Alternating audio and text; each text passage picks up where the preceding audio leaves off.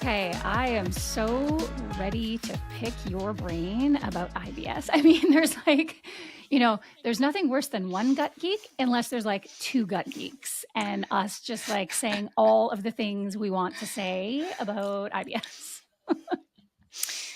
Yep, I can't wait. I literally have had butterflies for like ever since you said come on my podcast. I was like, oh yes, I will. I'm gonna tell everyone all this stuff. I'm gonna give it all away because you know what? In the words of Jocelyn Wells of FODMAP, rising tides lift all boats, and I truly believe that. So let's throw everything out there. Everyone is helped by all the knowledge sharing. Yeah, absolutely. Especially for something like this, right? Because there's so much confusion and misinformation. And then like docs being like, I don't know, you have IBS, eat more fiber. And you're like, no.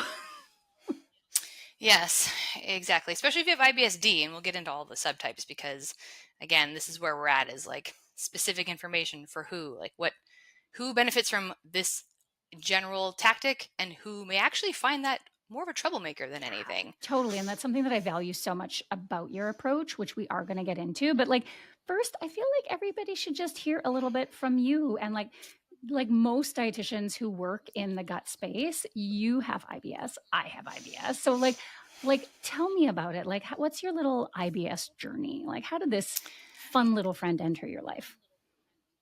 Yeah, and for the longest time, I honestly assumed you were like every other dietitian who has a, IBS or digestive focused practice, and you were constipated, but you're like, no, I'm like you, and I'm like, oh my God, you're a D, ah, D's a D, excellent. So yes, thank you for asking. My gut was fine. I mean, I was just like a regular person, getting a little gassy whenever we had some beans or a big burrito, which is totally normal because humans don't digest things like FODMAPs, with the exception of some people for lactose. So it was kind of a shock to me that I went from, my entire life with no real big incidences until 2016. My parents retired early, and they went to a motorcycle kind of trip. And on their way home, they got into a big, horrible accident. And the call that I received from my brother was pretty much the beginning of like, it was a gut punch. Like I actually felt like someone had full on like wind sprinted up to me and just boom. And from there, just like watching someone you love really struggle to stay alive was so traumatizing to me that literally starting like that night, the next day, everything I ate just urgently and nauseatingly and horrifically just wanted to like Japanese bullet train out of me. And I was like, what is the deal? So fast forward a couple months later, everyone's out of the hospital and fine, and everyone lives, which is pretty miraculous because they gave them a 98% chance of not making it. Um, I still had this crazy diarrhea that was not going the crap away.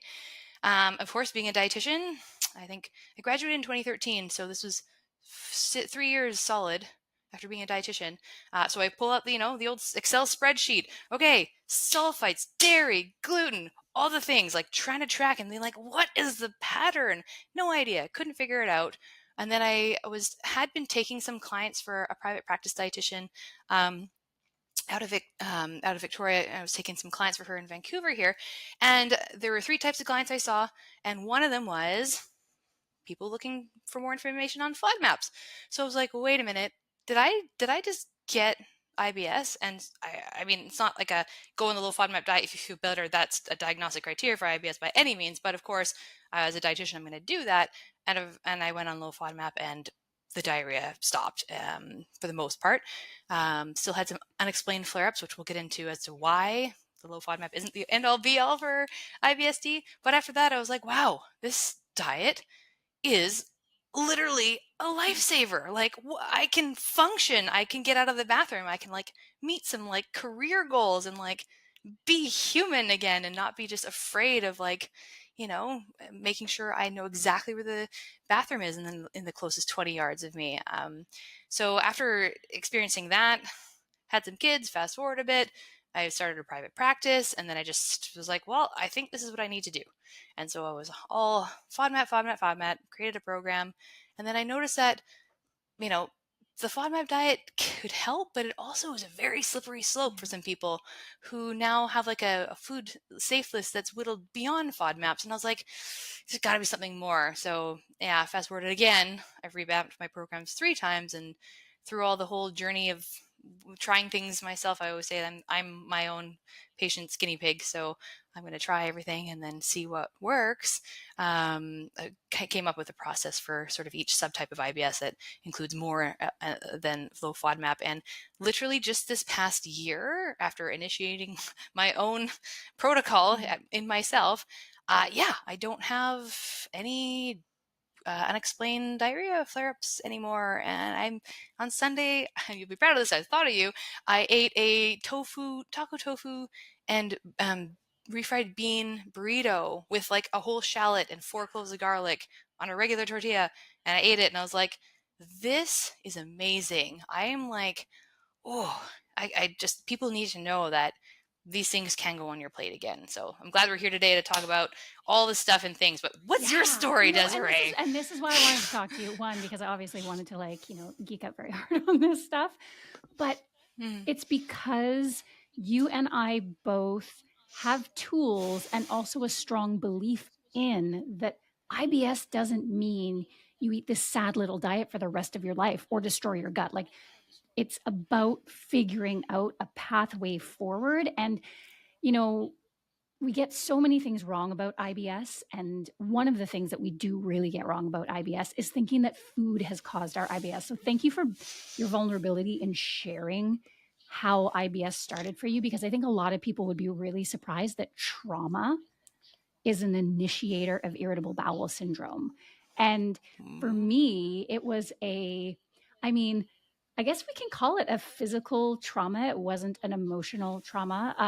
But it happened to me through childbirth and becoming a mother. Snap, I didn't even know that. And it was so interesting because my first job right out of internship, I was working at, for the locals, Choices Markets, which is this like organic, natural, family-owned chain. It used to be family-owned chain of grocery stores. And, sort of come right out of internship. And I was like, who am I going to be talking to? What's the thing going to be? And the thing was gut. And I was like overwhelmingly inundated with customers who were, I've got these things going on with my gut, and like my doctor says nothing is wrong with me. And this was 2008, mind you. So I'm like, oh, I feel completely unprepared for this. So I just dove into the literature. I found the low FODMAP diet, and I took so much heat in like those early years, like 2009, 2010, to talk about the low FODMAP diet, because other dietitians were like, well, that's very controversial. And it was like, we have no other tools, and we have this interesting, diet with a tiny bit of evidence. Like, why would I not use it? But it was all theoretical to me until I got pregnant and until I had my first child. And then all of a sudden, and I feel like it was probably about 3-4 months in, my baby's gut and my gut just exploded pretty much at the same time. And that's convenient, isn't it though? I mean, and it makes no sense, like in that sort of early haze of motherhood, like you're not sleeping. Like I was getting up every 3 hours because my baby was early. And so we were on this like 3-hour feeding schedule. So like no sleep for months, eating whatever takeout sort of crossed my plate because I couldn't even think about cooking. And then lo and behold, all these changes, and again, even still that's multifactorial because it's this big physical stressor. My baby was early, so I went on an antibiotic drip for my entire delivery, not sleeping, eating differently, everything. And then all of a sudden, like I just remember, like I would try and like sit down, and I was in so much physical pain just sitting down. And I, absolutely put on my dietitian hat. I went straight back to my doctor. I was like, test me for celiac disease, like test me for all of these things. I went back 3 times and the doc was like, nothing. Like, you don't have celiac. Like, obviously this is not inflammatory bowel disease. Like you have nothing else wrong with you. And we're like, IBS? Here we go. Here's something new to explore. And it took me like a good 2 years to really get my symptoms under control. It was wild. Wow. Yeah, that was about the same after the whole like rigmarole of like, with all the initial, like, first of all, like shock and horror of, hey, why as a professional who does food full time, now food is hurting me. I'm like, irony. Okay. Yeah. Not so And nice. particularly exactly what you said just there is that food is hurting me. And so we as The mindset. rational, Hmm. curious people, we're like, well, if food hurts me when I eat, the food must be the problem. And therefore, Yeah. what do I get rid of to make it better? Hmm. Yeah. Yeah. Well, thank you for sharing your vulnerable story. And yeah, first of all, yeah, big up to all the childbearing people out there because it is not easy. And then second of all, it's so funny how, isn't it funny how I was like, I even said food was hurting me. And we still have that mindset that it's very hard to unlearn. That's why the whole like second half of my program is unlearning the low FODMAP diet. It's just like everything we need to do and it's, you can see how it's still there. Like apparently a year of like feeling great is still not enough to like get the words back, being ineloquent in my speech here, but you know what I mean. Yeah. It's just like it's really tough once it's ingrained in you to have the association between food and pain, and it's tough to it's tough to unlearn it and speak about food in a kinder way. Yeah. Makes No, no, sense. but that exactly makes sense. And I think it really speaks to how sort of like wellness on the internet talks at us about how food affects our bodies. And I think one Mm, of the most challenging reframes for people with digestive issues like IBS is that it's not necessarily that the food is hurting you, but the fact that eating causes symptoms is evidence of some sort of derangement in your digestive function. And that's a really different thing for people to wrap their head around because the idea of like a peanut allergy, well, you eat a peanut and you have this horrendous thing happen to you. The peanut directly caused the symptom.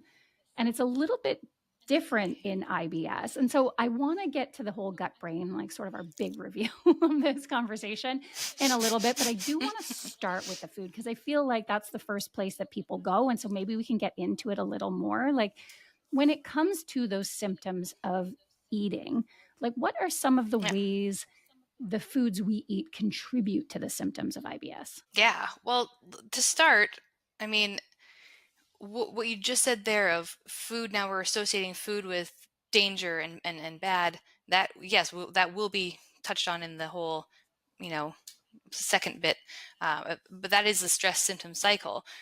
So there's a problem when we are sensing, the regular sensations of digestion as dangerous. But let's bring it back to, what things can make it seem like it's food, when in fact, later on we'll discover that it may not be. So, no human is a fungus or a mold or a bacteria that has the ability to endogenously produce enzymes that digest certain things. Like fiber is fiber for a reason. We don't digest it. It travels along down our gut, feeds our gut bugs, all the stuff and things that is all a very normal process. So we have things in the diet like, beans and nuts and grains and all these things that, some of it is digested by our enzymes and some we don't have the enzymes for. So all of us humans are equal in, for more or less, in what we can and can't on paper have the potential to digest. And I don't know if that answers your question, but it's kind of like any food that we don't digest could produce, this the products of fermentation and gas and whatnot that could, be sensed or perceived as painful in someone with IBS. Because now IBS, maybe we back it up a bit, is now defined as a disorder of the gut-brain interaction. So if that's the case, we know now that it's not a disorder of can't digest FODMAPs, because guess what? No one can, except for some people in lactose. But it's something more than that. But we do tend to see, people correlate FODMAPs with pain because these are the things we don't digest ourselves. They are digested by our gut bugs. They produce the gas, which people sense overly sense when they have IBS, because again, it's a DGBI, disorderly gut-brain interaction. So anything could potentially be a trigger. I like to call it a troublemaker now. I try to neutralize the language, but we'll call it a troublemaker from now on. But anything under the sun. Of course, there's some wild and wonderful intolerances out there that we do know about. Sucrase isomaltase deficiency, like a bunch of stuff. Like the list can go on. But it sometimes comes down to, someone's sort of perceived set of foods that they may associate with danger, and unfortunately that can vary widely, but usually it is in the FODMAP house. Some people go on to reduce FODMAPs and say histamine or histamine liberating foods, and so on and so forth. So these are the most common ones. Does that answer your question? Yeah. I And don't there's a know. couple other ones I want to make sure that we throw in there. But, really Yeah, speaking please. to what is the first therapeutic, and it is truly a therapeutic diet for people Yeah. with irritable bowel syndrome, which is the low FODMAP diet. And the FODMAPs are fermentable oligodimonosaccharides, which is why we say FODMAPs, because that's a ridiculous amount of syllables otherwise. And like you mentioned, none of us digest these foods. So it's not that people with IBS don't and people without it do. None of us do. It's just that, a person without IBS has a 3-bean chili and it's like, ooh, I'm a little gassy, embarrassing. Although I don't think it's embarrassing, but but then someone with Yeah, IBS, they fart, yeah, they go you on their fart, you day. get on with it. But then someone with IBS can have that same 3-bean chili, and it feels like there's explosions and gut punches and all of those things happening in your gut. And then also maybe you're going to have violent diarrhea afterwards. Fun, right? Yeah. Or for the people who are constipated, the other end. Or if they're mixed, back and forth. All the fun things. The extra fun for the mixed. Hand to heart. The mixed, I feel you. But yeah, there's things you can do Yeah. if you're mixed. Yeah. Don't worry. But yes, absolutely. Yeah. You said it well. So that's why FODMAP is the first line diet therapy. I mean, when we look at IBS, we've got medications, diet, and psychological interventions. And with the diet thing, FODMAP is first line. And it makes sense that people want to go there first, because this is what we usually associate our symptoms with first, or assume this is the cause.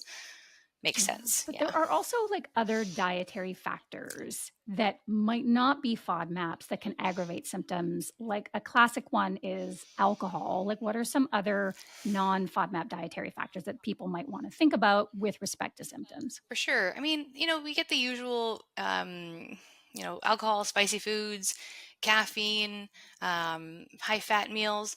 But again, it's so varied. Again, it really can come down to your subtype too. Like someone with constipation predominant IBS might absolutely need their cup of coffee to get their bowels moving, to stop the bloating and the gas, because of simply that they're backed up. Whereas someone with IBS-D who still is trying to stabilize their symptoms might find that the two ingredients in coffee, caffeine and chlorogenic acid, are troublemakers for them. And so they may actually be suited to categorizing that sort of food as a potential troublemaker. And then IBSM, of course, depends. If it's a constipation day, caffeine, coffee, there you go.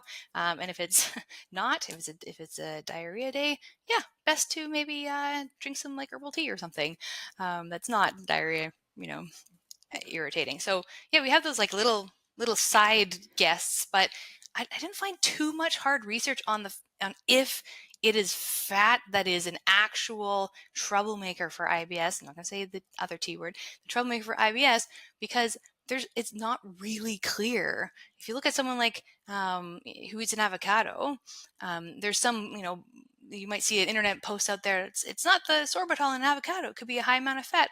Well, maybe if someone has, a fast moving gut, bile acid malabsorption, and some other factors, maybe. But there's also a lot of soluble fiber that can help slow down the gut via an avocado. So how do we know that it's the perisitol? It's not sorbitol anymore in an avocado. It's perisitol, interestingly. So yeah, there's all those are some little sprinkles, like you mentioned, of the other troublemakers that are out there. But yeah, it really can be subtype dependent and obviously individual. Totally. And I think that's really important information for people to hear, because now finally, like all these years later, people will not say low FODMAP is, too controversial. There's not enough evidence. But then we also sort of knee jerk respond to IBS by saying low FODMAP, low FODMAP. And that's another really classic one that we'll see coming into practice. It's like, oh, my GP said go on low FODMAP. So I'm here to go on low FODMAP. And we'll be like, well, like, do you need to go on low FODMAP? And, there are people for whom low FODMAP isn't right. And I feel like we should talk about that. Oh, yes. Let's rattle those off. Let's see. People who have some food relationship, things that need to be unpacked, eating disorders, disordered eating, people who are very, very, old or the elderly, people very young and still growing. I mean, there's versions of low FODMAP, like gentle low FODMAP, that one can consider that, can be helpful, or we can talk about, all the enzymes later. What else am I missing, Desiree? Help me out here. Oh gosh. Well, I would say too that we should also, just from like the basic sort of wait a like second. life mechanics. If someone, for example, has, like a 14-month-old kid, and, they are a single parent, or, they're going through this like massive life trauma, maybe now is not the time that a hyper specific Yes. restrictive diet, because it's not like Mm-hmm. the gluten-free diet. I think most of us would be like, oh, gluten-free, no problem. Like everything is gluten-free and you just look for the gluten. Like that's not how low FODMAP works, because you're like, oh, I can eat this food in the quarter cup serving, but not in the half cup serving. And I can't eat that food ever. And I can eat this food in 2 cups, but then I can't eat this food even in 1 tablespoon. Like it is so hyper specific on like every single food that it's difficult to sort of like, it's not an intuitive way of eating for sure. Mm-hmm. It's a learning curve, absolutely. And I think what you're kind of pointing on is if someone's in like a season of survival mode, not the time and place. Other things we can consider for sure. Yeah. And I think people would be Absolutely. surprised to hear dietitians say that. Sometimes even the most evidence-based thing is still not the right thing for you right now. And like, that's okay. Like, that's our job as registered dietitians to be like, here's where you're at. Here's my tools. And like, let's select the tools together that actually make the most sense for you right now. For sure. And also pregnant. Yes. Pregnant or breastfeeding. Exactly. Yeah. Trying to remember like all the lists. Yeah. A lot of people that may benefit from other therapies, and thank goodness there are other therapies. And guess what? Low FODMAP is the most, the first line, because there's a reason for it. I think it's like 60 to 70% symptom reduction when someone does even the gentle low FODMAP diet. They've now done research. It doesn't have to be the full low FODMAP diet. It just has to cut out the big guns, the really concentrated FODMAPs to get relief. But yeah, that's only one mode of the 3 different modes of intervention that we can do for exactly. IBS. And so like one of the reasons why I'm so excited to have this conversation is for, like the second really big tool that we have in our toolkit, which has nothing to do with nutrition whatsoever. Because the thing that we don't think about when we get hit with IBS is, what does it mean to be a disorder of gut-brain communication? Like, what the heck is that? Like, what's going on in our body that's causing all of this fuss? Yeah, and I think the answer is, well, we may not really know. I mean, I don't think there's any one person on this planet who can say, yep, I know the brain, exactly how it works and why and all this stuff. So they're still finding out. But there's 4 kind of parts of our gut-brain axis: our brain, our vagus nerve, our visceral nerves that are wrapped around our guts, which I think are 20 times as many around our guts as our spinal cord or something. Some big number. And our gut microbiota. Yeah, something like that. All of these things kind of work together to make us digest. And when one or more of them go awry, we've got problems. If the say the vagus nerve, which is in charge of sending signals between the gut and the brain, which is literally tied into every single organ involved in digestion, everything. When there's a problem with that, we have, at the end of the day, the brain, who's deciding everything in the body, sending signals through the vagus nerve to the rest of the gut that it could be moving too fast, like it's setting the wrong, pace of how fast food should move through someone's gut. And this can cause problems. So obviously too slow, we have constipation. And then those visceral nerves that are oversensitive, they're sensing just even a regular amount of stool or a regular amount of gas is painful. And then, this stress can create an unfavorable environment for our gut microbiota, and vice versa. Some undesirable overgrowth of certain gut bugs can cause some issues for the rest of the thing. And the whole back and forth, axis is very imperative here to note. It's a very much two-way. And then we have back again to the brain, who's interpreting these signals, and its job is to say, the signal that I just received from the gut, I'm going to say it's danger. And then we have our brain, if it's saying danger in reaction to a food, and now we have this beautiful thing called the stress symptom cycle, and it makes us very hyper aware, hyper vigilant. We're watching for every gurgle in our tummy. We're wondering what it was. We eat something, we're expecting something bad to happen. So that's kind of like the whole mess of gut brain stuff that can really just mess up a lot of things, from how we sense things, how we move through, food through our gut, and all the stuff. But does that answer your? No, and I think it gives someone a picture, particularly because I think there's a couple of things that we have to highlight here. The first, I just want to reiterate what you said, that someone with IBS can make a normal amount of gas and feel an abnormal amount of pain, because I think some people can believe mistakenly that they are making more gas because they have IBS. But the research says that's not necessarily true, that it's the normal expansion of the intestine from a normal amount of gas. But because those nerves are like going haywire and just firing or misfiring, you're like, oh, wow, my brain is telling you you are in significant amount of danger, when really you're gassy. Yeah, totally. Yeah.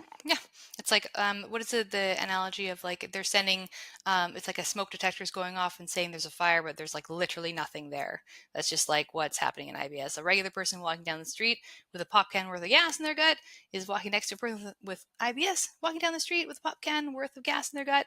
And the person without IBS is like, hey-o, nice weather. And the person with IBS is like, oh my God, where is the nearest bathroom? I'm going to have an explosion. Something's wrong. Yeah. And also to sort of reinforce the idea that doesn't mean that your symptoms are not very much real. Your nervous system is creating very real, very alarming, and really terrible things that you have to deal with. This isn't, as someone might have been told 25 years ago, all in your head. Yep. I shot up the air quotations in my note. I feel like you knew where I was going. Although it's not all in your head, interesting, the solution might be.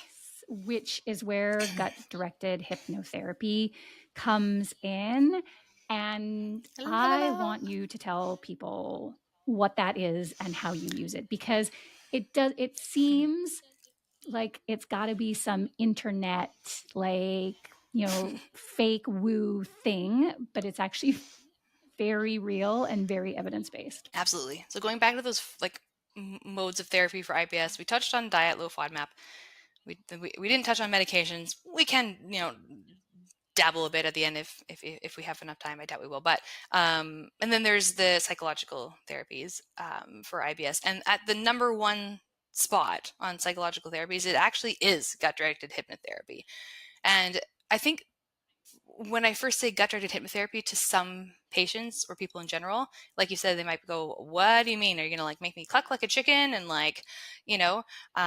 but no, you're actually in a state of hypnosis every day. If you daydream, if you drive a car from here to, we both live in BC. So, if I say here to the border, and you do that on a regular basis, and remember, when you go for a drive and you don't remember actually physically driving your car, and then you arrive there and you're like, where was my head for the last 45 minutes? That's a state of hypnosis. It's a state of relaxed focus. So it's nothing like the conventional, mindset of gut or the hypnotherapy that likely someone could have the thought of when they first hear that term. So it's just a state of relaxed focus that is the reason why someone is. So let's break it down. So a hypnotherapy session, first someone goes into a relaxed state. So in my practice, we use the Nerva app. I'll fully say it. use the Nerva Use app. the If you Nerva have app. IBS and you can't afford a dietitian, please. It looks expensive, but it could change your life. People with IBS spend thousands of dollars a year on everything else, but it's a great investment. Trust me. That's why it's step one of every single one of my programs. Anyways, first thing you do in a session is you get into a state of relaxation. Why? Is because when we're relaxed, our subconscious mind is more open to suggestions.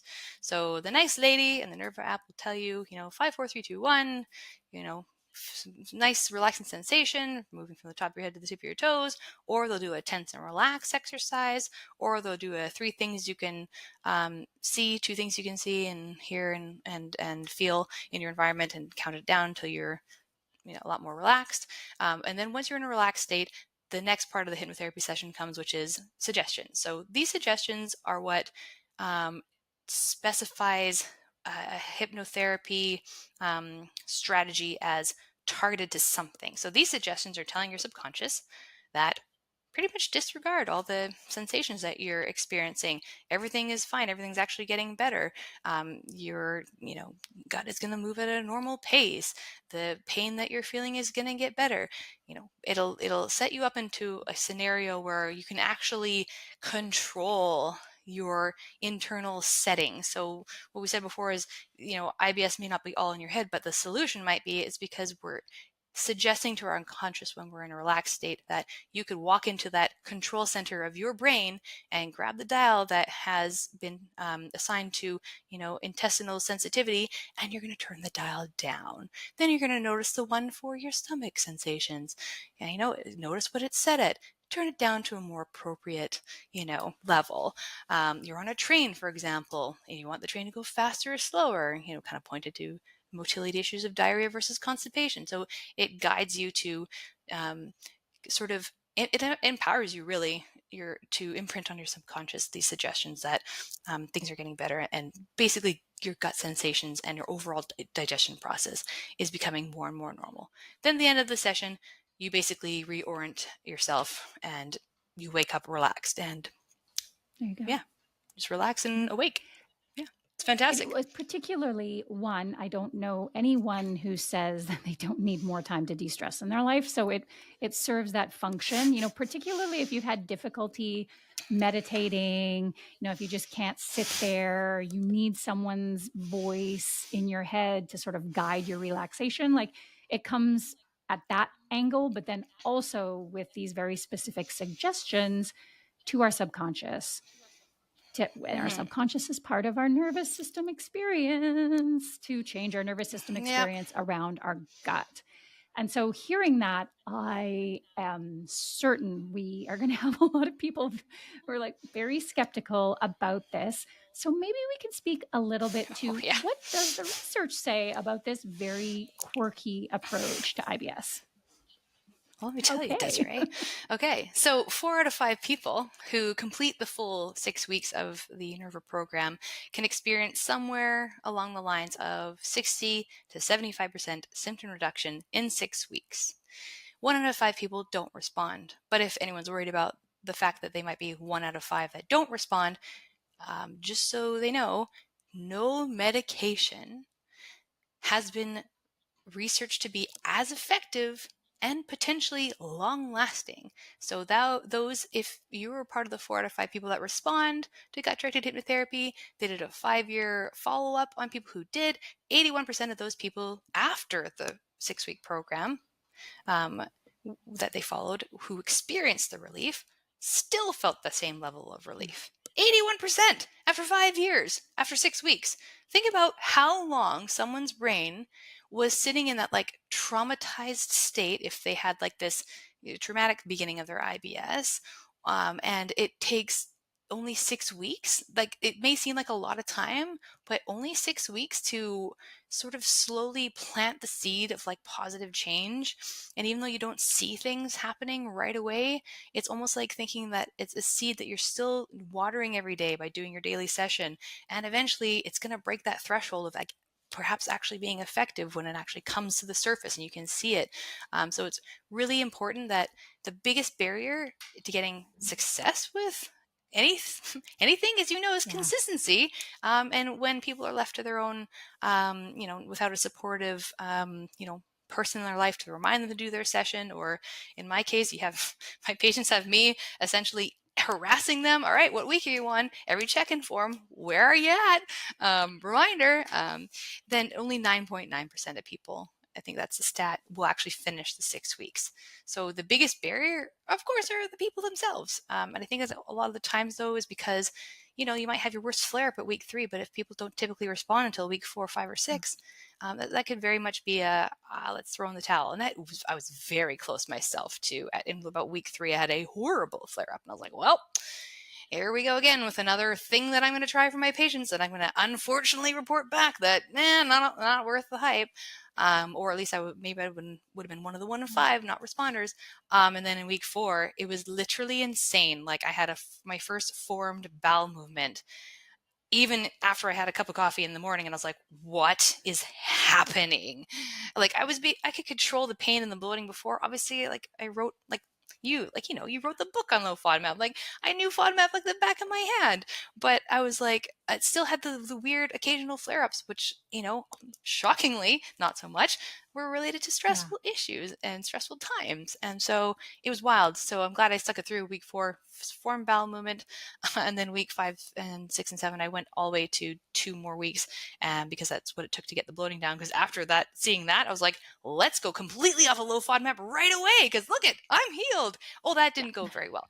So main point is, it's a very effective thing. You still need support. Even if you don't, try to do it. Get an accountability buddy. A patient was my accountability buddy, and we did it together, and it was very, very effective. So we have one very effective psychological sort of mode of IBS treatment here, that not only benefits your gastrointestinal symptoms, but is actually deeply benefiting your psychological well-being at the same time, which with very minimal, contraindications or risks, or, something. I think the only contraindication is psychosis. And yes, I think that's pretty much the only one. But yeah, it's incredible. I've been talking a lot. Thoughts? No, it is incredible. And so I was so glad to sort of like let you run with it, because I think Thank you. people need to hear this, because I don't think we talk about it enough.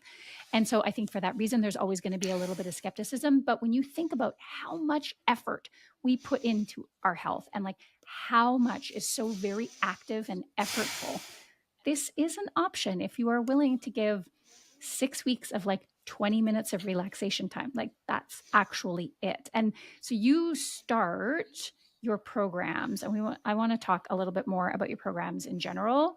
But you start your programs with the hypnotherapy, I predict, for this reason, because we can see success before we get into the more low FODMAP type things. Mm-hmm. Most people who come into my programs are already well into FODMAPs and or have been on FODMAP and beyond. I like to call it the FODMAP and beyond, like not just FODMAP, but 10 foods plus air diet. And then yes, they start on that. But I want to know one more thing before going into my programs is the Nerva app is one of the only interventions that we can do that actually can reduce all symptoms of IBS. When we look at a medication typically will handle 1 to 2, usually max, symptoms, and not without side effects.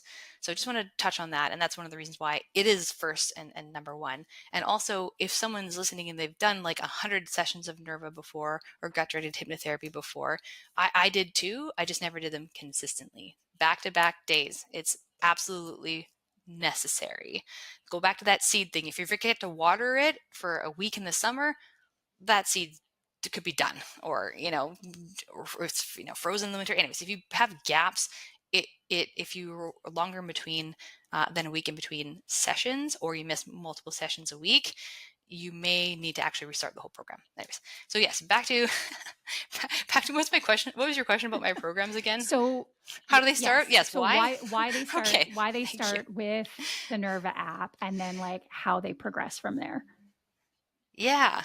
So this is Desiree Nielsen with a guest who has ADHD. So, and fair point, because it is the afternoon, and it can be a struggle in the evening. Um, but so the reason why I put Nerva first is because regardless of where people are at, whether they are brand new to the fact they just got diagnosed and they have IBS, or if they were someone like myself who was like, you can't teach me anything new about IBS. I know my symptoms are directly related to FODMAPs and FODMAPs only, not stress.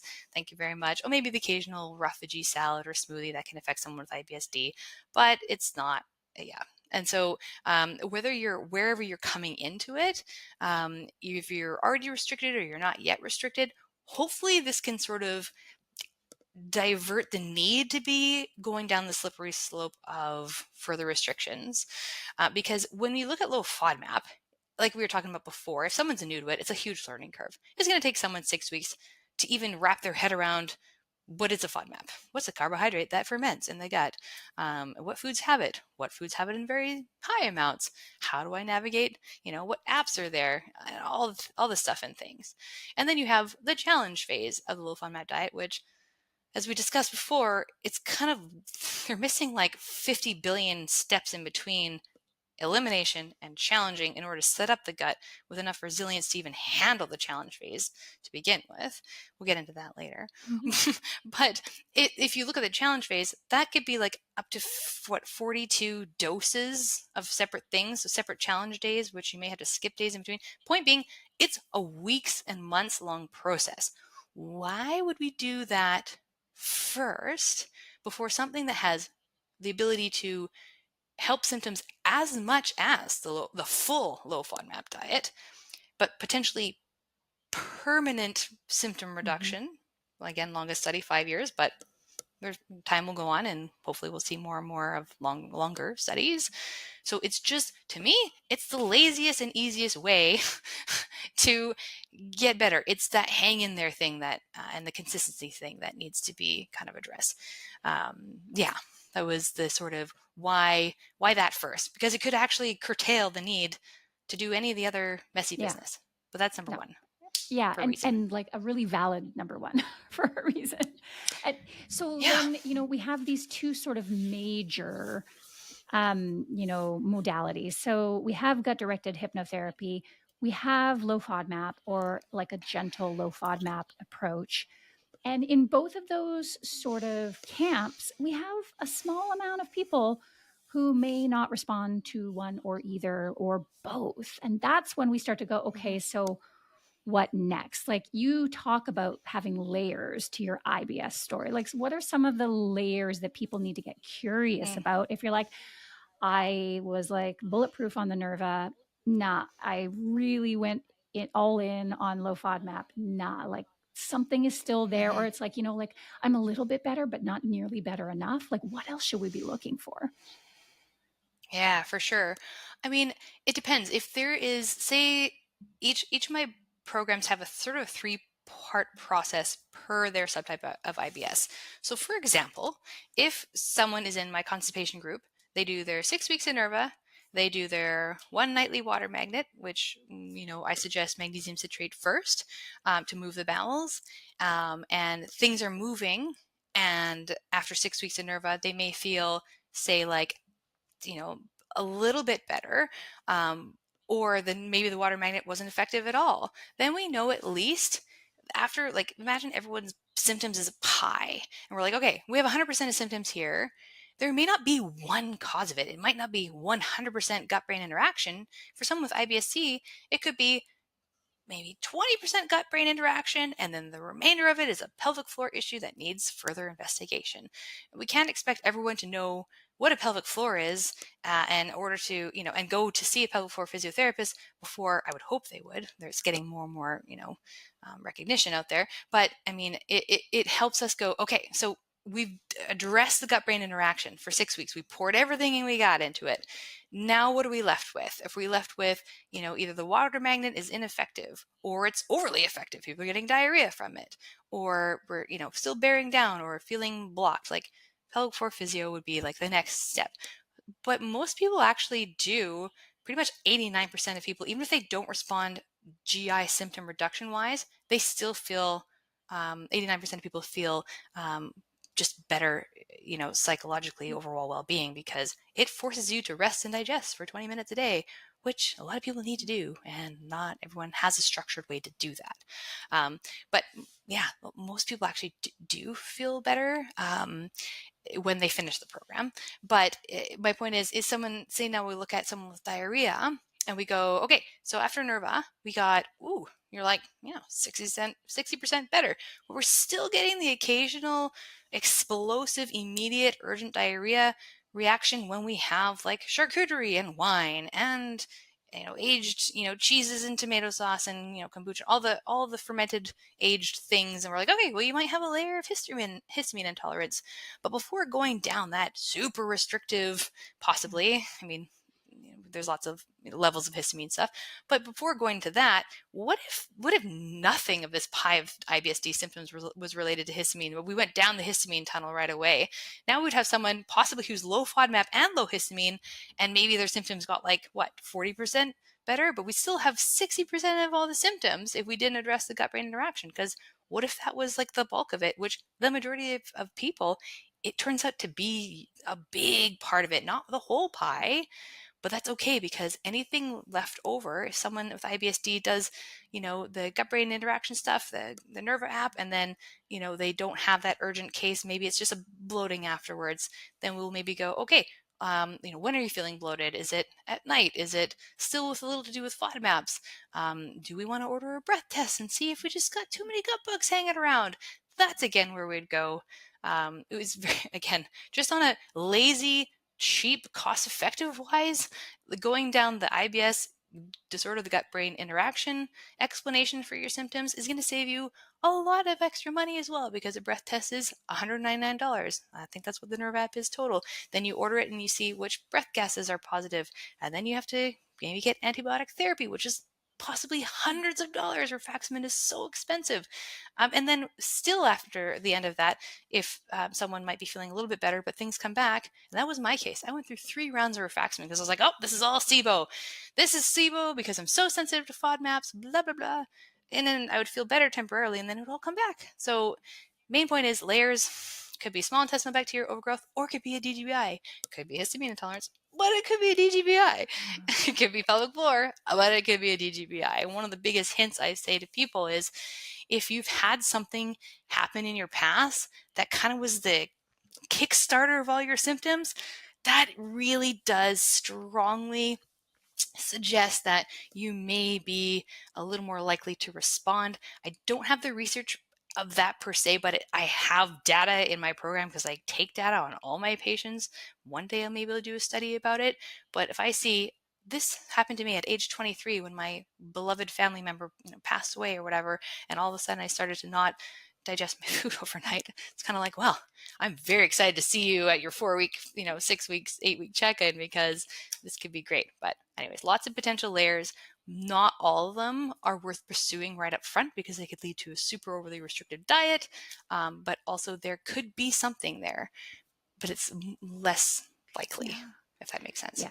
No, and I think it's really important for people to hear, particularly because, this is not the sexy stuff online. The sexy stuff is like, oh, is red wine giving, you have a histamine intolerance. And then like, here is the diet that allows you exactly to eat 10 foods and air and go on that, and then you'll be healed. And people go through what is a really horrible diet. They're going to feel low energy. They're actually probably going to wreck their microbiome because they're not consuming so many things. And they might feel a shift and then they feel worse. And so they've now just put all of this energy and effort into this really difficult thing. And now they feel worse, 3 months, 6 months later. And there's a huge amount of discouragement that comes with that. And so I think often the simple sounding, the low intervention sounding, it sounds not as technical, not as advanced, not as important, but it is actually the intelligent way to approach these things clinically. And I just want, people, especially, if they're like searching about IBS and all this stuff, and they come across this podcast and they don't know us and haven't been exposed to our work, like this is the right way to handle it. It's like you start low, you do the things that are the most sustainable, that are the least impactful on your life. And if they don't work, then they give you Mm. that, oh, okay, so like what's this deeper layer here? 100%, because once someone is overly restricted, it is very, very, very hard and very scary to get off that diet. Yeah. Yeah. And it If we can avoid that, we and it can. does create It's this, good. as you talked about, this like stress symptom cycle, and also this deep seated fear of food. And I think often in these kinds of conditions, the ones that are so impacted by the act of eating, we Hmm. forget that food is actually very important to our lives, like not just as physical fuel, but also as part of our cultural interactions, as part of our enjoyment and our joy in our life. And the more that we can do to Hmm. feel better that also preserves that joy is also a good thing. Yeah, for sure. Yeah, and another tip that if someone is sort of don't know about buying into the whole gut brain interaction thing, imagine a day where you literally can't explain your symptoms. Like you were say low FODMAP and you're on it and you've been on it for years and you're like all of a sudden you had a absolute insane flare up and you just cannot explain it. A, nothing is more disempowering than that. And B, it actually is kind of like scary. But those are kind of some of the other indicators that gut brain interaction stuff could be a very worthwhile investment looking into. I'll give you an example. When this was maybe during COVID, I had literally two sick kids on my lap screaming at BC Children's Hospital. It was like a 6-hour wait. One of them had croup. One of them was like some crazy viral illness. I had no idea what was happening. It was just me because my husband owns a construction excavation company and like he's handling like billions of people, and billions of dollars of equipment and all this stuff and things. So I was alone. Anyways, my point is, and I had been in this practice for a long time with low FODMAP, and I knew my FODMAPs. I knew what I ate the night before. I know that there was no troublemakers in my diet. All of a sudden, I have these two sick kids on me. They're wailing. It's hot in the room. I'm sweating, and I had to literally put them both down and run to the bathroom and have an explosive flare up. And that right there was like, wow, like you actually need to reconsider the sort of the batting aside of how you think that all your symptoms are food related, because there was nothing in your diet that was a troublemaker, for a fact. What was in your food? You have lots of recipes that are low FODMAP. You know your stuff. Anyways, and the horrible gut stuff didn't go away until my now past stepmother came into the weight room and took a child outside and got them some fresh air, and I was able to like breathe a second. Like that was, it was like, okay, yeah. So I think stress is a trigger for me because I just used to brush it aside. And some people knowingly, are aware, that stress is a trigger, and some people may not be aware like I was because they thought they knew how to control their IBS until you think you know how to control it until you can't. And also for stress, because we inherently live very stressful lives in a very stressful world. So I think consciously we're like, I'm not stressed because this is my baseline and I'm really good at handling it. But we don't realize that subconsciously there is actually a Hmm. physiological effect in our nervous system that even if we can think ourselves through it, like our body is still being impacted by it. And for someone with IBS, like there is, it just smacks you in the face with it. It's like, oh, you think you are handling life and life is fine? Boom. No, this is how it's actually Yeah. impacting you. And it's all gonna come out your butt. So Yeah, totally. Yeah. Oh, it's crazy. And I think, on this episode, we said we'd talk about, how to eat what you want with IBS, because it could come down to this. And if it does, and we can avoid all that stress of food and the social aspects of being low FODMAP and like the disheartening feeling of you controlled your diet yet you still had a flare up, this is where to begin.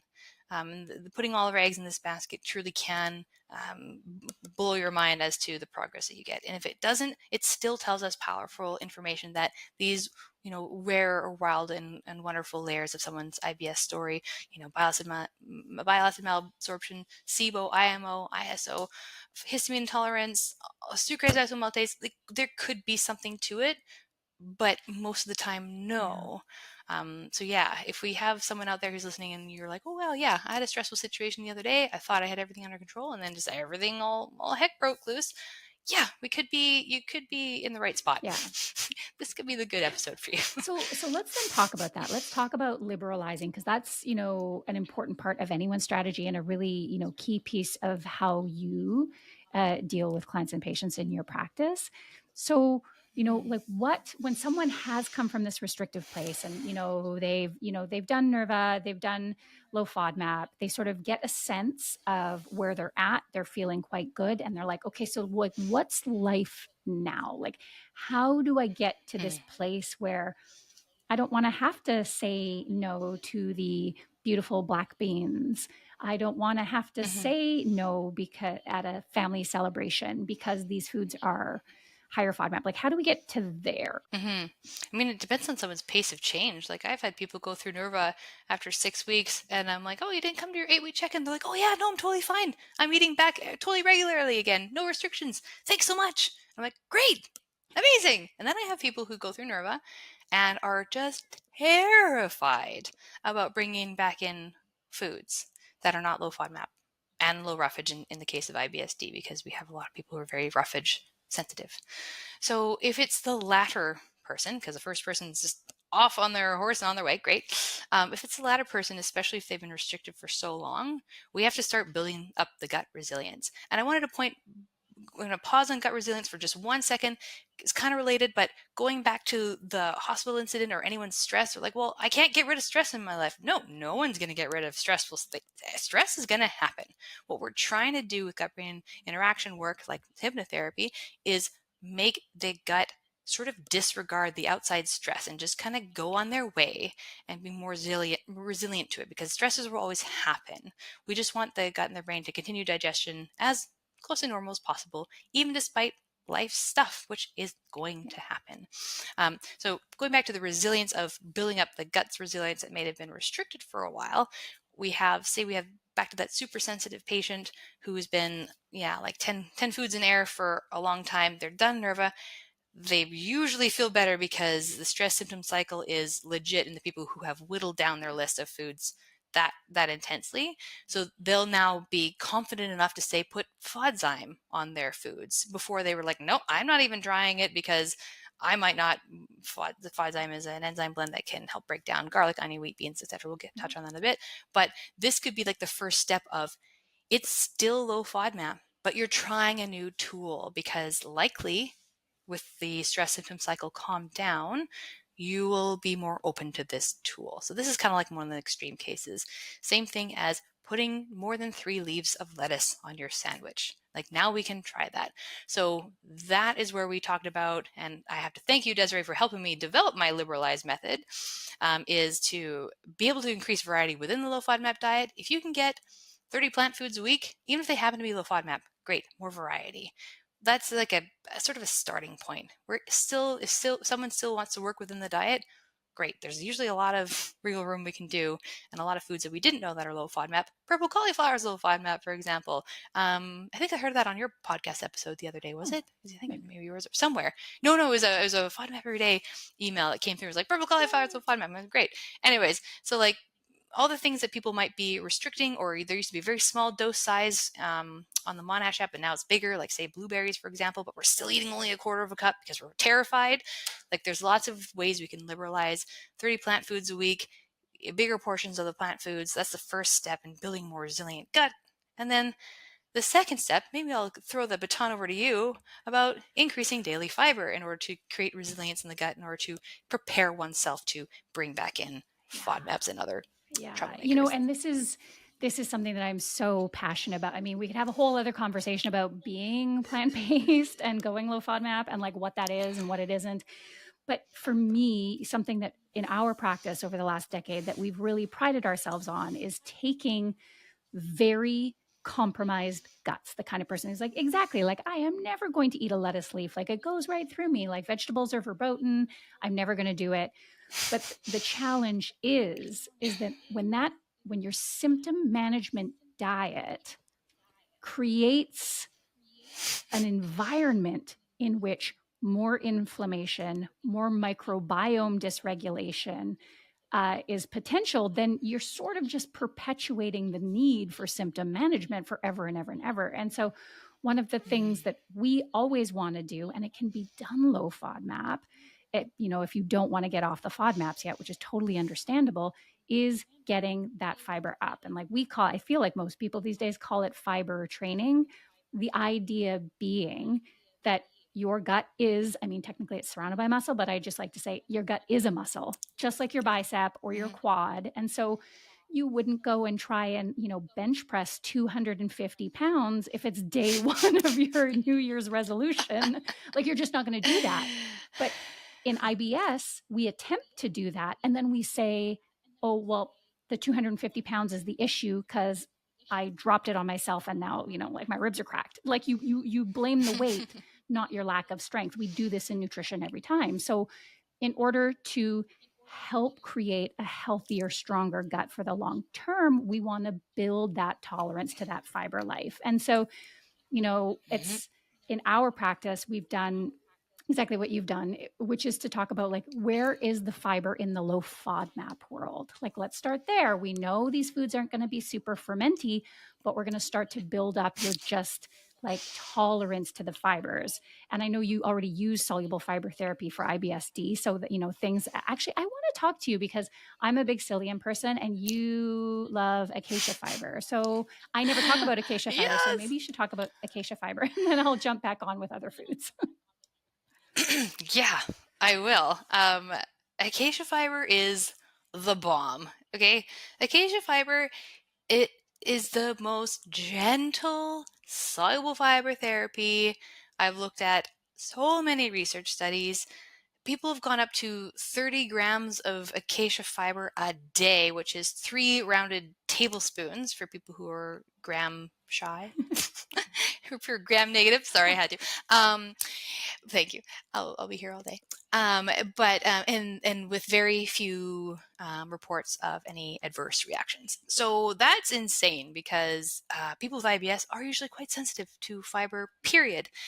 But acacia fiber, especially Acacia senegal, is very slowly fermented, but very bifidogenic. It helps, growth of bifidobacteria, which we like, and it's just super gentle. It's a pain in the butt to get. I actually emailed the company that makes it in France, and I was like, "Hi, like, can I make one and like sell it in Canada because I just can't get this stuff in for my clients." So I use specifically. There's 2 brands. There's one available in Canada which is Canprev. That's a mixture of Acacia senegal and Acacia sial. I didn't find it as effective as the pure Acacia senegal. And then Heather's tummy fiber from the States is Acacia senegal.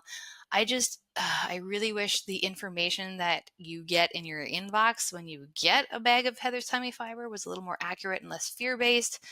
Which is very much on the old school train of thought of IBS, nutrition therapy, that you should just eat less in smaller portions and always be wary of a restaurant and make sure you know what's in the food. It's just like, and you're promoting hypervigilance, which is the opposite of my practice, but dang, your soluble fiber is the best. Shoot, what am I going to do about that? There are a bunch of companies like that. Then I'm like, you actually make an incredible product, but I hate your marketing and your information so much that like, I sort of don't want to recommend it, but the product is so good.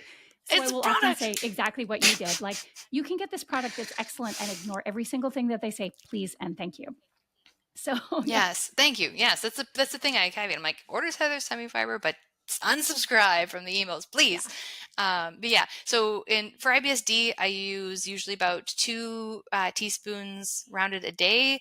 You start with half a teaspoon a day and work your way up because some people are quite sensitive. Some people are gung-ho and they're like more, consider themselves more mild, moderate IBS, and they'll do the, 2 teaspoons twice a day, like straight away. With any fiber, like you said, we got to train our body, kind of like any fiber we could experience temporary gas and bloating. But if you go slow and gentle and then increase, that's usually the way to go. Usually with Acacia Senegal, um, I've never heard of someone experiencing like crazy gas bloating and issues with that, because there's it's super super benign. Yeah. It's a lovely gentle fiber, and usually diarrhea clears up very rapidly with it, shockingly rapidly. But it doesn't constipate, because as we know, soluble fiber is a great equalizer. If you're more constipated, it holds water in the bowel and moistens stool, and if you're diarrhea, it can gel and form stools. I find it more effective for IBS-D than IBS-C. I prefer to move people's bowels first before introducing soluble fiber therapy. But some people who need to have a higher dose of their water magnet a night, like say IBS-C, who finds that 600 milligrams of magnesium citrate a night is always going to move their bowels, but it's going to be kind of on the loose end, and they just prefer to have not so much of a messy business the next day. But if they go to 450 milligrams or 150 less, like one capsule, that doesn't always work to move the bowels, for example. So in that case, we might say, okay, well, let's see if a teaspoon of soluble fiber, this one at night with your water magnet, can kind of give you into a happy medium. And secrets out, this is what I do for both IBS-M and IBS-C in my programs, is show people how to use these natural supplements depending on their subtype of IBS, and exactly who may not be suitable for these things. Like someone with diabetes medications and other things, need to really talk to their doctor. Always talk to your doctor before you stop anything, of course, but soluble fiber specifically has the beautiful property of trapping and slowing things along, can also interfere with certain medications. So, but Acacia Senegal is the bomb. I personally tried psyllium with my IBS-D. It did not feel good, but then again, I also had an unhealed gut-brain interaction. So if I tried it now, the story could be different. But here's the thing: most people who are in that state of chaos, gut-brain interaction, like the most benign thing is usually the thing that I find people are able to stick with, because it just seems to be very, very gentle. Totally. No, I love that. I'm glad we went there. And I also I think it's so important for people to hear just how many considerations you're making and customizations and individualizations you're making for something like this, because this is the challenge, is where, we're dealing with these things, we're scrolling, and something pops up on our feed and they're like, this is incredible, do this. But so you do it, but it wasn't right for you. It was right for someone else. It was probably right for them, because it was probably an influencer saying this worked for me, so everybody on the planet Earth should do it. And no, that's actually not correct. So no, I think that's really important that people sort of see the soluble fiber therapy is more for IBS-D, and that you really like what you call, I think it's awesome, water magnets like magnesium citrate, which is why we don't take magnesium citrate for sleep unless particularly if you have looser bowels like me. Like, citrate is not my friend. I don't want that in my life. I don't want that kind of negative energy in my life. Okay, so then that becomes Totally. part of exactly how you mentioned that you talk about Acacia. Like, we do that with food in fiber training. So, based on someone's current level of tolerance, I will start with low FODMAP, so low fermentation, more on the potentially soluble fiber side, a little bit gentler. Like, maybe we're going to do some berries or some oats, and we're going to do just enough that it's, maybe like 2 or 3 grams of fiber if they're really sensitive. Or maybe we might be bolder and we might add a 5-gram of fiber serving of some sort of food. And then when people sort of normalize with that, like all the little bit of gas and bloating, then we're like, okay, so then let's go up. And like, we just very slowly, and you have to have patience and trust for this process, because if you say, I just want to get there overnight, you could overwhelm your system and then feel terrible again. So yeah, that's the idea, is that you add a very finite, like one food probably with, 2, 3, or maybe 5 grams of fiber, or 1 if you're super sensitive. Add that in, wait for the bowel to normalize, and then add something else on top. And it's a great way to add new foods, to get to that sort of variety of 30 different foods a day, because both of those things are helping to normalize gastrointestinal transit, but then also helping to support the gut microbiome so they can do their thing with your gut-brain interaction and levels of inflammation in the gut and in your body. Like, it's all good things. It's this very go slow, start low and just be super consistent. Again, consistency is the secret sauce. Yeah, and I love what you said about body trust, like in the way that trust that it's going to be okay. Because if someone experiences gas and bloating after, day 2 of putting in like, 2, additional grams of fiber, and they're like, I'm so bloated, I can't tolerate it. When we feed our gut more food, we will produce a little more gas sometimes, but well, most times. But then, like you said, you're gonna start growing the ones that don't produce the negative associated symptoms, and thus we have, you just start you may experience the gas and bloating like I did absolutely when I started to bring back in FODMAPs in my life, but because of the work that I constantly did with Nerva, I expected positive things despite feeling a little bloated. I knew that this was likely kind of like like the growing pains of going on low FODMAP. I also like to say to people that like reintroducing FODMAPs, it's sort of the equivalent to not going, vegan overnight when you're like a major meat eater, because it's gonna probably wind up feeling uncomfortable. So we want to just do it slowly and know that it's going to be okay. Even if you feel like a bubble of gas, your gut-brain interaction work will make you go, oh, it's okay. It's just temporary. Or like, I knew about this. I got the email.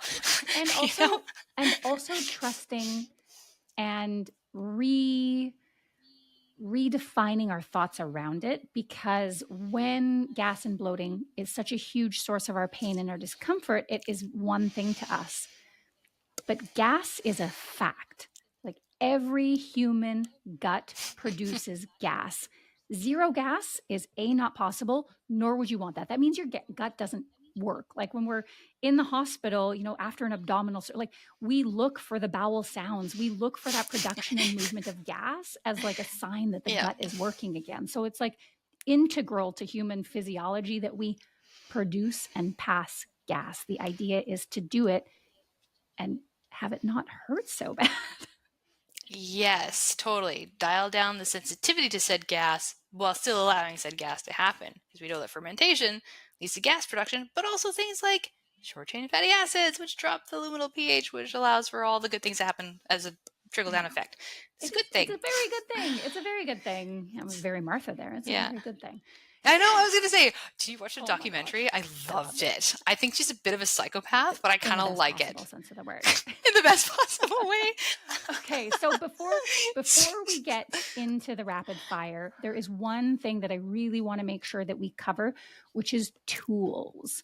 Other little tools to help you liberalize. We talked about FODZyme, but I want to make sure people understand what that is. Also, because we will often, as dietitians, say most digestive enzymes are not evidence-based and we don't recommend them, but there are certain enzymes like Beano for helping you to break down the FODMAPs in beans, and now FODZyme, and they are actually evidence-based and they work differently. So why don't we talk about what FODZyme is, because you and I also both really love it. Okay, so FODZyme was created in 2021 and it's got fructan hydrolase, which can help you break down, well, because it's made from a mold?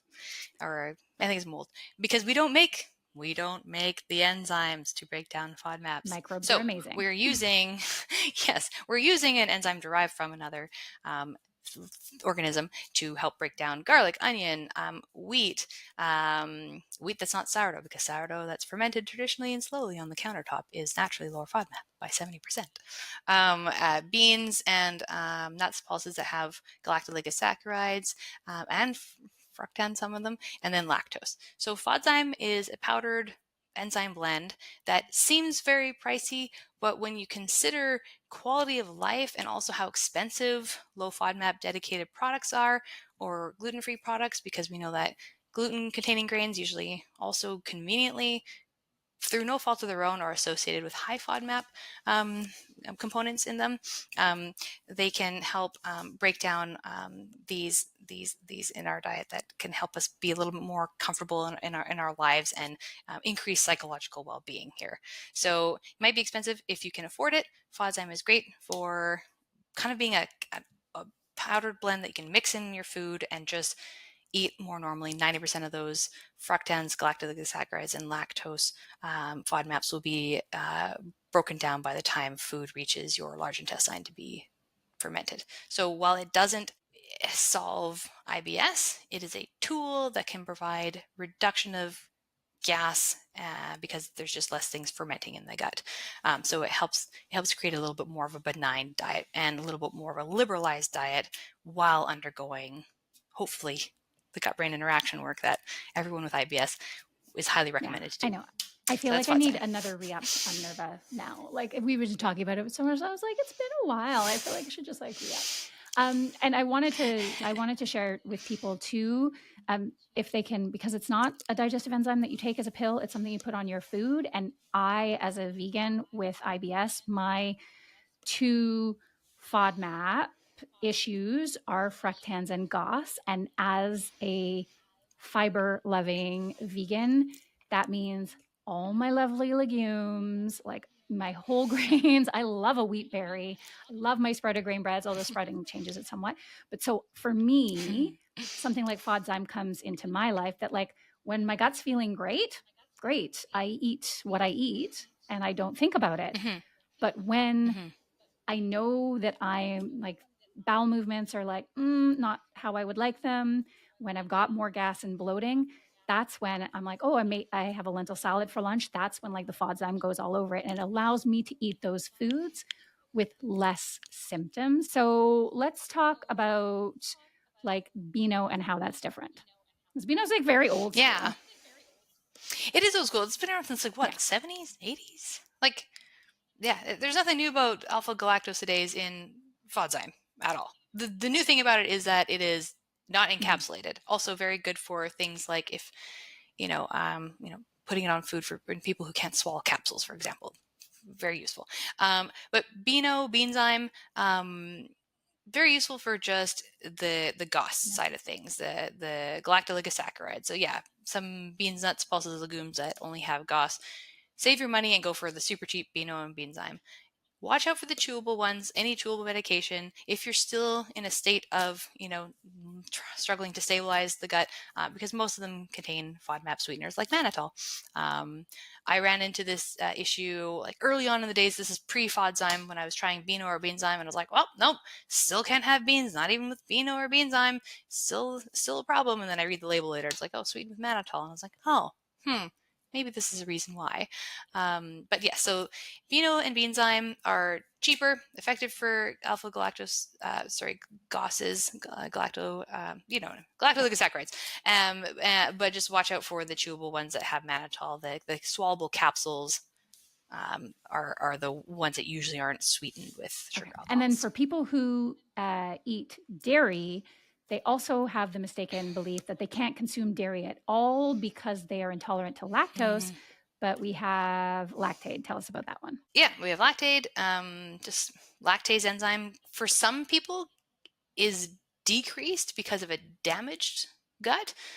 Small bowel, we create it usually. Some people just don't have the genetic makeup to create enough of it, and it's never going to come back. Some people, their small bowel is damaged, so it'll maybe come back later when things are sorted out. Maybe it's SIBO or undiagnosed celiac disease, unmanaged celiac disease, whatever. But lactase, if you're eating something that's a wet dairy that's not labeled lactose-free, Lactaid or Lactase, again in the swallowable capsule form or one that does not have sweetened by sugar alcohols like mannitol, are great, super cheap. And then if you look at sort of when I say wet dairy, I mean anything that you put on a piece of paper and it will not make it wet likely is very low lactose. So there's a lot of misinformation out there that you need to buy lactose-free cheese or that it was the lactose on a pizza that got you. Probably it was the load of fructan on there from the wheat crust to the garlic and the onion and the sauce over the cheese, because I think you need like 4 cups of shredded mozzarella cheese in order to get close to 1 gram of lactose. So it's essentially lactose-free. If you want to look at the label, look at the grams of sugar. If it says 0 grams of sugar on your cheese, lactose is a sugar. So there's no lactose. But anyways, if you can kind of think about it as a slope, at the bottom here, we've got right? We got lower lactose, like basically zero lactose. That's like your dry cheeses, like, feta and mozzarella and blah, blah, blah. Then you move up a bit and you've got your cream cheese, which is not really dry, not really wet though. And usually like 1 gram of lactose is like 2 tablespoons. And then moving back up, we got, the more semi-formed, but still kind of wet dairy. That's where we're getting into the lactose territory, cottage cheese, ricotta cheese, yogurt, all the way up to like fluid milk and cream at the top here. That will need more or less of a dose of lactase in varying amounts. Depends on how sensitive someone is. If they're producing zero lactose, they might need, to take if it says 1 to 2 capsules, maybe they might need to take the 2 capsules. But yes, long story short, dry cheeses, dry dairy rather, likely low FODMAP. Wet dairy can be low FODMAP if it says lactose free. Lactase if you find that it is helpful. Not everyone needs it. Get the swallowable form, not the chewable form, so it's not sweetened with sugar alcohols. Anything else about dairy that I'm missing? No, Desiree? I think that's amazing. So Perfect. then, hear this. If you're listening, there are Yeah. enzymes. Not all enzymes are something you want to like mess with, but there are specific enzymes that will help you break down the FODMAPs in food that might be causing you problems. You know that they're causing you problems because you've gone through this like FODMAP exploration previously, but it will help you give back your sort of more liberal diet and eat the foods that you love, because it's just these enzymes that are going to take care of like the fermentable carbohydrate for you. So hopefully with all of this, I feel like this is the longest podcast. I'm, filled with so much information. Good. This is the longest podcast I've ever done, because it's really going to give people the power back to think critically about their choices, the modalities and the tools that they use, because the goal should always be A, feel as good as humanly possible, and B, eat as liberalized a diet as humanly possible. Yeah. And also, I think really important to note, like, check the expectations that social media tells us we need to see in the bottom of the toilet with how you feel. If you have some, type 5 Bristol stool chart poops, but you happen to eat a lot of salads and roughage, that could be okay. It doesn't mean you have, IBS diarrhea or that you're not absorbing your nutrients. You could just have a lot of roughage in your diet. If you feel well, like you said, Desiree, the biggest thing is, how do you feel? Like it, on the flip side, if you do have hard stools, that can pose some problems later, like diverticulitis and all that stuff. So that might be something I would say to be a little more concerned with, is if you're not going all the time, because that can set you up for, some other problems. Not to say that, if you have loose stools or hard stools, to disregard or not disregard, but more so, do a gut check and ask yourself, do you overall feel well? Are you getting protein on your plates? Are you getting color on your plates as much as you can afford, or that is accessible for you? Are you able to know that stress is coming and you have a way to allow yourself to get more resilient to it? And then there's a whole bunch of minutia, and like you said, the tools, the enzymes that can also help once you kind of know the lay of the land when it comes to, if there's any intolerances left over after, healing the gut-brain connection, then we got tools for those.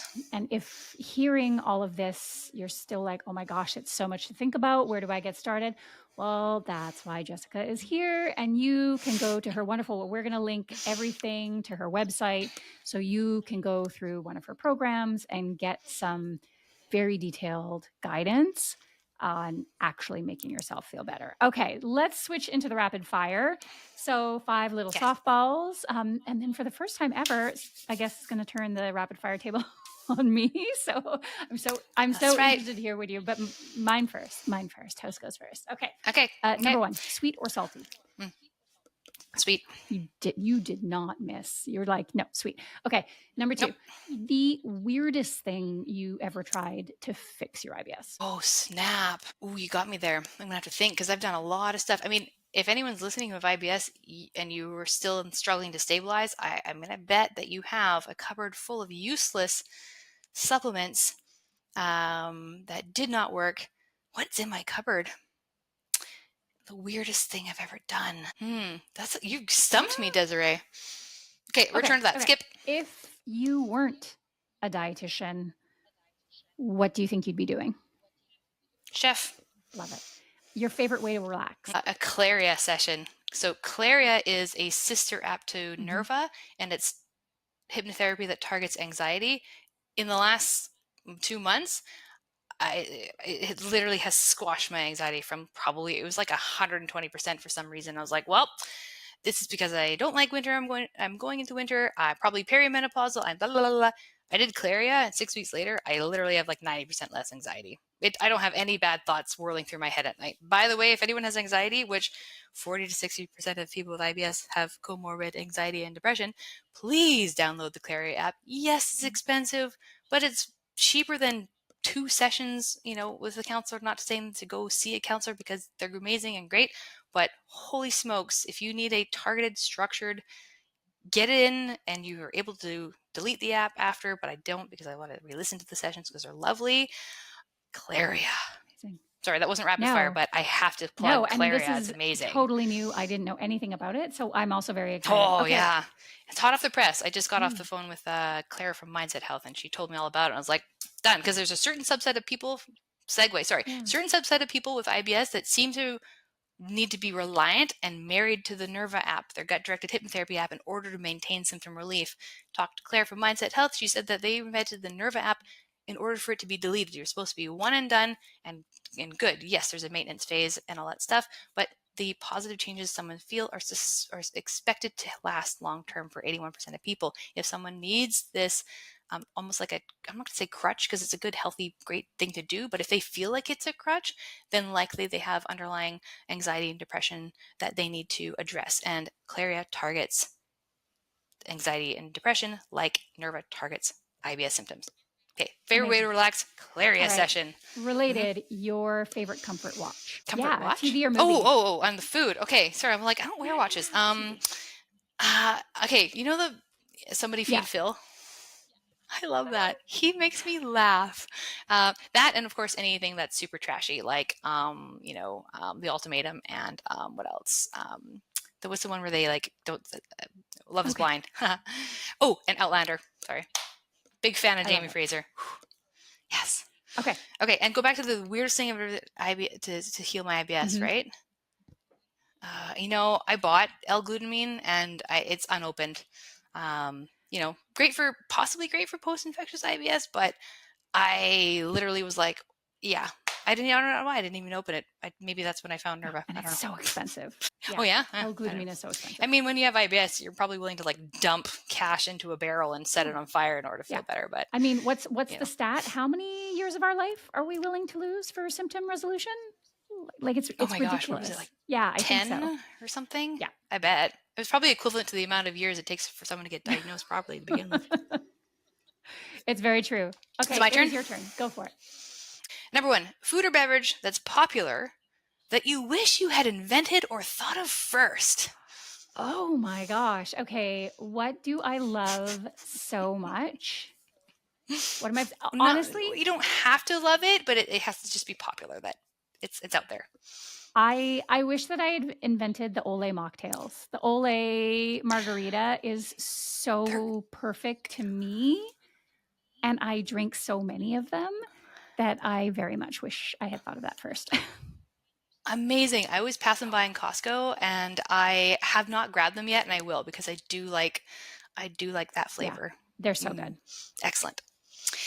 One word that summarizes Desiree and the change that you've had from your 30s to now. Provoking, I know. Oh yeah, especially because if it's only one word. Yeah, one word or a couple words. Taking up space. Nice. I would say that's the big thing. It took me probably until I was close to 40 to not apologize for my existence and feel like it was okay for me to take up some space. So yeah, that's it. I love being in my 40s. There's a new book coming out by Mel Robbins called Let Them. Have you heard of it? Mine's on pre-order. Okay. Ooh, it's going to be good.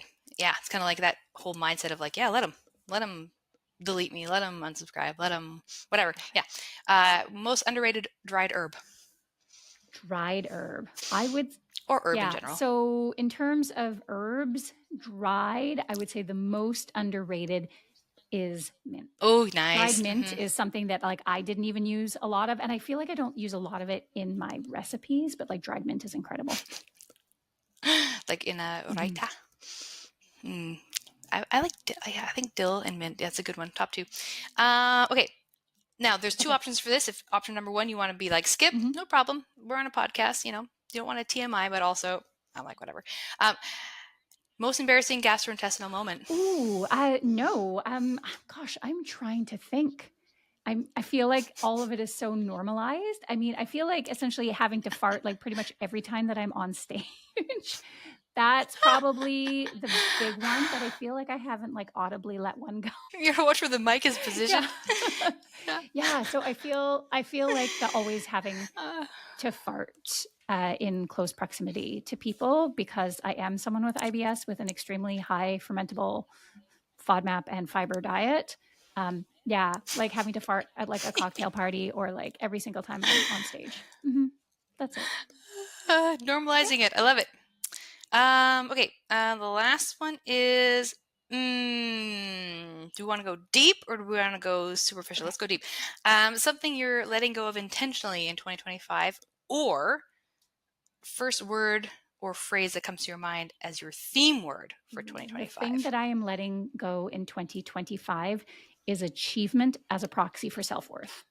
I've already thought this one through. I mean, we're like a few days into the new year. I've thought this one through. That's so much of what I wanted to accomplish in this life was probably driven by feeling like I was not good enough unless I had these shiny things to sort of prove my worth. And I think I've actually kicked that one to the curb for good. I'm happy to just exist now, which is actually quite mind-blowing for me and radically changing the way I feel about my life. And it's pretty amazing.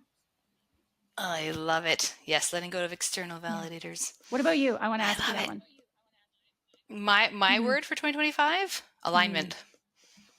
Yeah, that was my word for 2023. No, 2024. No, 2023 was alignment. 2024 was simplify. And I'm going back to alignment in 2025 because I think it's very easy to sort of start doing things because you are people pleasing. And as a recovering people pleaser in healthcare, that's a recipe for burnout. So I think alignment is my word. And this is why I've worked so hard on making my programs so step by step for each subtype of IBS, so that I won't get burnt out, but I can serve more people who I know need these tools. Alignment. Yeah, 100%. Jessica, thank you so much for this incredible conversation.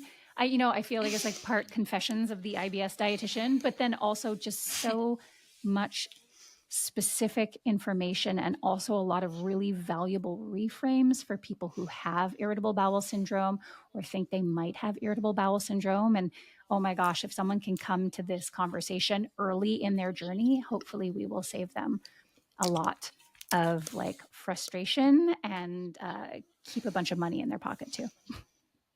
Yeah, totally. How do you what you want? Number 1, don't blame the food first and see how far you can get. Number 2, if there's food that's an issue, revisit the tools that you could possibly have in the last quarter of this podcast. Thank you. Amazing. Thank you so much for having me. I'm glad to come on here and bring a little riffraff to an otherwise very classy podcast. And I hope to be back one day because you're amazing and we have so much more we could talk about. Like you said, we could make this like a month-long series pretty much. Totally. But yeah, thanks. And thanks for listening, everyone.